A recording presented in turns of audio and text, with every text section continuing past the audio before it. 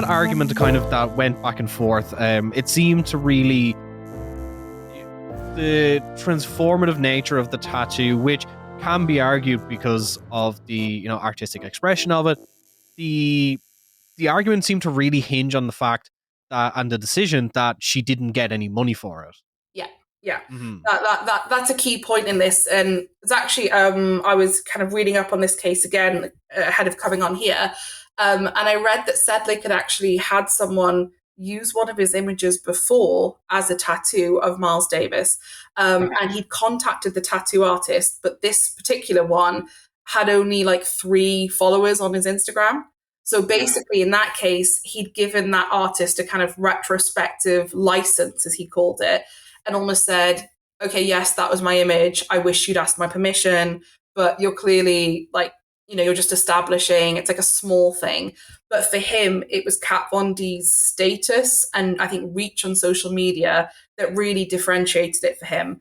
And I guess the aspect of this is essentially he's saying she could have afforded to pay me or at least ask my permission. Whereas someone that's kind of not in that celebrity eye, he wouldn't have taken the same view with. I mean, straightforwardly, right? And this is where this gets really interesting, is that if someone had taken that photograph and painted a copy of it onto a mug or a poster or a tea towel or any medium other than the human skin, quite straightforward.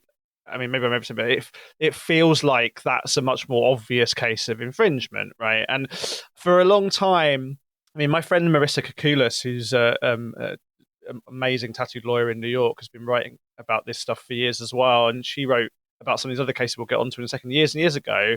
And I think for a long time, the law journal work on this, because there's been a lot of discussion about this stuff in academic terms, but not really a lot of decision, because the few cases that have been brought were often settled out of court.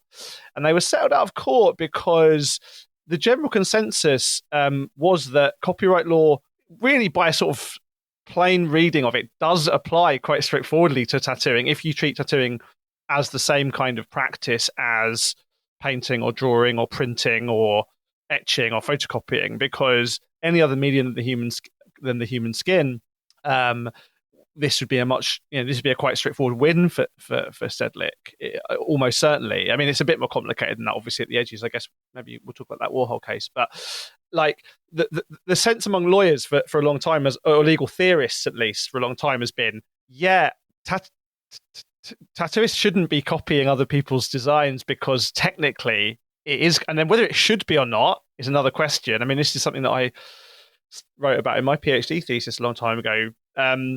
But is that right to say, Melanie, that from if this was any other medium that Von D was working in, this would have been a much more straightforward case for Sedlick to win?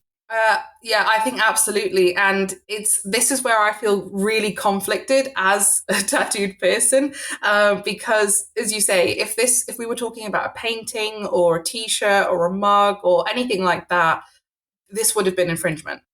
And it would have been really blatant infringement that I cannot see would have had this back and forth over several years. It would have been a lot easier to decide. And I think it actually links almost to quite an interesting idea of almost, what are tattoos and what do they mean to our society? Yeah. And I know, obviously, Matt, that's something that you've done a huge amount of work on, is this kind of, is it art? If it's on the body, do rules apply differently? Do we want them to apply differently? Yeah, I mean, I think one of the things that I think, and this is something that obviously artists have been interested in for a long time. I mean, it's something that, people like Richard Prince and Sherry Levine have been interested in, like artists who work in this mode that we art historians call appropriation art, where actually you do copy things more or less exactly. And the questions that poses artistically, are these questions we're asking now. What do we want culture to be? What does creativity mean? I mean, it's the question. I love this. I realized actually it's cited on this quote of mine. It's cited on Wikipedia, which is why it's up in my mind. It's in the Wikipedia for sailor tattoos, which was interesting to see. But Borges, the Argentinian writer, wrote this short story called Pierre Menard, author of the Quixote, about an author who he imagined copied Cervantes's Don Quixote like word for word. And in that, Borges says, writing Don Quixote in the 17th century or whenever it was obvious. Writing it in the 20th century is difficult, right? There's something important about context, and even if it looks the same, there's something happening artistically, affectively in the process of copying. And I think that's really, it's not difficult, it's impossible for the law to really unpick, which is why this work's super interesting, and why artists like Richard Prince in particular, Jeff Koons to some degree, Warhol, other artists. Don't bring up Jeff Koons. Stop bringing up Jeff Koons on this podcast. But he's been sued. He's been sued for doing this kind of thing as well, right? For copying. And actually, I think there's something affectively interesting in the process of copying. Mm-hmm. But copyright law goes against that, right? That whole idea.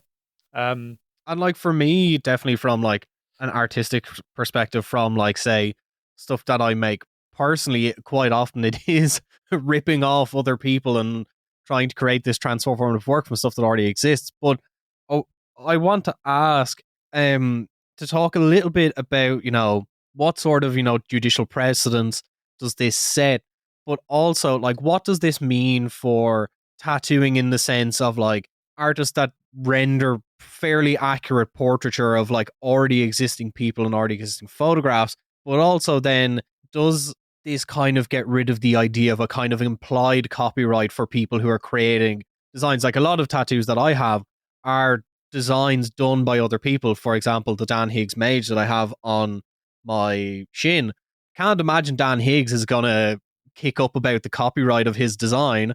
But what does that represent then? So, very good question.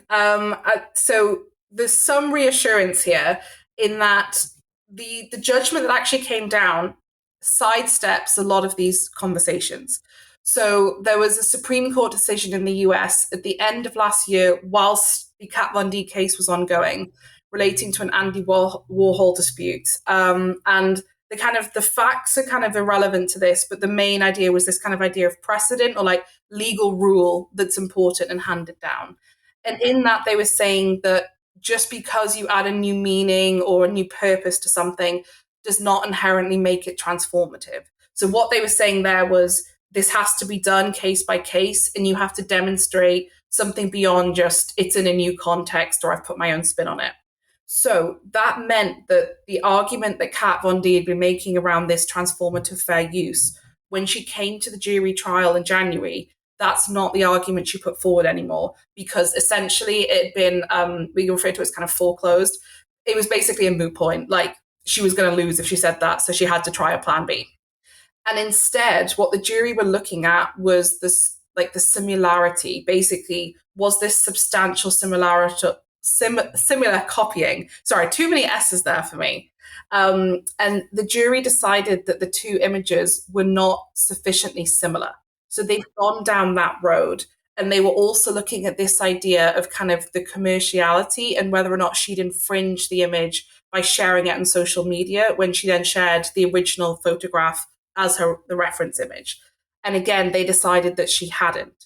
So I've read there's a number of really good like online blog posts and kind of responses to this case already, kind of from all different points of view, some from intellectual property, some from tattooing, some from like artists. And I would encourage kind of listeners to go and look at some of them if you're interested, because you get a really range of responses to this. But the overall opinion is, at least from, I would say, my point of view, is it kind of falls a bit in the middle. So some headlines were talking about this as, tattoo artists, this case proves that you can tattoo what you want, you don't need to get permission. But actually this case, they were saying you have to do it case by case. So Kat Von D with this particular photo and this particular tattoo wasn't deemed to be infringing. But what they haven't done is set down a legal rule, which could have been the case, where they said any tattooist could do this. So in that sense, I feel it's almost like we were in a muddy river and now it's just a bit more muddy than before. And with the added confusion that some tattooists are going to take from this, oh, I'm allowed to do this, so it's fine.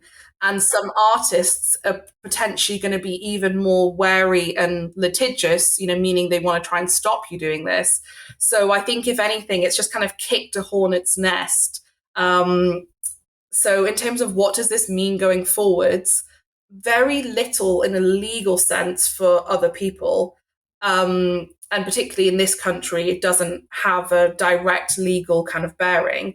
But I think culturally, I think it's showing that these are conversations that people want to have and we need answers to. And whether you're a tattooist or a tattoo enthusiast, it doesn't benefit the industry to have no clarity on this, because, if we had to get copyright permissions for all of these, the industry would have to operate very, very differently, and tattoo prices would go up a lot.